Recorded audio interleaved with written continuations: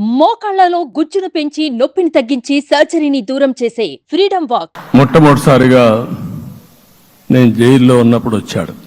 వచ్చినప్పుడు నన్ను పరామర్శించాడు. బయట వచ్చి ఈ రాష్ట్రం అంత మునుపు చెప్పినా అంత మునుపు అనేక సందర్భాల్లో ప్రభుత్వ వ్యతిరేక ఓటు చేయకూడదని చెప్పారు. కానీ నన్ను చూసి బయటికి వెళ్ళిన తర్వాత ఈరోజు తెలుగుదేశం జనసేన పొత్తు పెట్టుకుంటున్నామని చెప్పిన మొదటి వ్యక్తి పవన్ కళ్యాణ్ గారు. అప్పటికే బీజేపీతో పొత్తుంది. అయితే ఒక మాట చెప్పాడు, బీజేపీతో పొత్తుంది, బీజేపీ తెలుగుదేశం జనసేన 3 పార్టీలు కలిసి పోటీ చేస్తామని కూడా చెప్పి మళ్లీ ఆ ప్రయత్నం చేసి కడాన రాష్ట్ర ప్రయోజనాల దృష్ట్యా బీజేపీ తెలుగుదేశం జనసేన పొత్తు పెట్టుకున్నాం. మనస్ఫూర్తిగా ఆయన అభినందిస్తున్నా. ఆ రోజు నుంచి ఎలాంటి పొరపక్షాలు లేకుండా కలిసి పనిచేశారు. మాకు కొన్ని అనుమానాలు ఉండేటివి. ఓటు ట్రాన్స్ఫర్ అవుతుందా లేదా, ఓటు ట్రాన్స్ఫర్ కాకపోతే ఎక్కడన్నా సీట్లు నష్టపోతామని.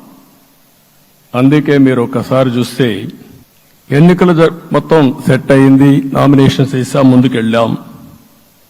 అదే సమయంలో మొట్టమొదటిసారిగా కొవ్వూరులో 3 పార్టీల నాయకులు కలిసి, నేను, పవన్ కళ్యాణ్ గారు, పురంధేశ్వరి గారు ముగ్గురం కలిసి ఫస్ట్ మీటింగ్ అడ్రస్ చేశాం. అక్కడి నుంచి 6 జిల్లాల్లో మేమిద్దరం కలిసి తిరిగాం. బీజేపీ నాయకులు కలిసి వచ్చారు.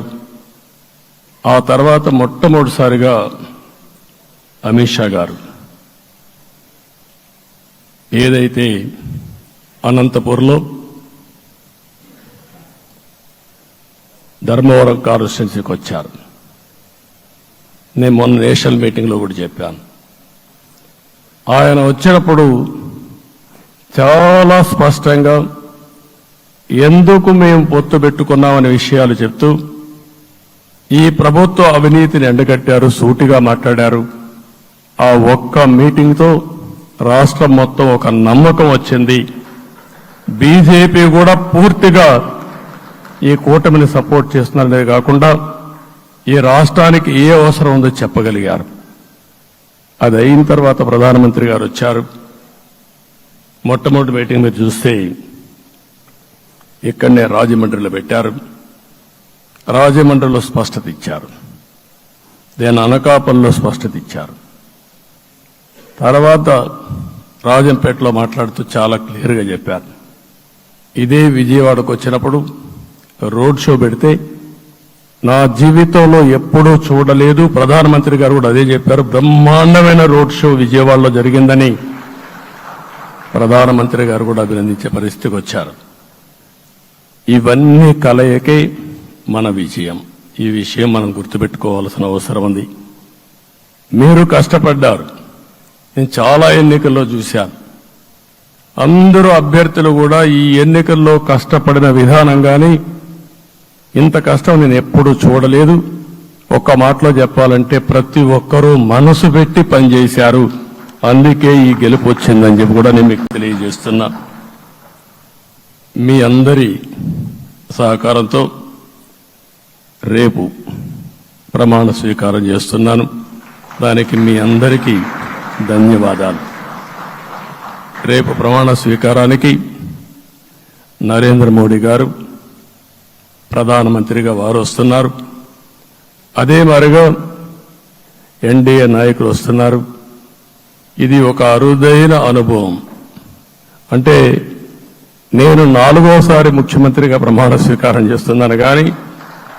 కానీ ఈసారి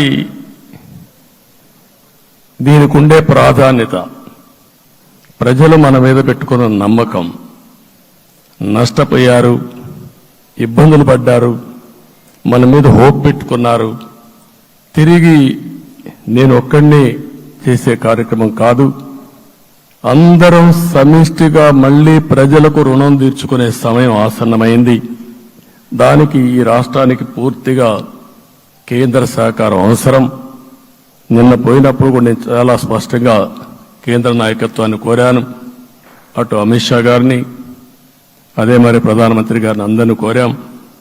పూర్తిగా సహకరిస్తామని వారు హామీ ఇచ్చారు.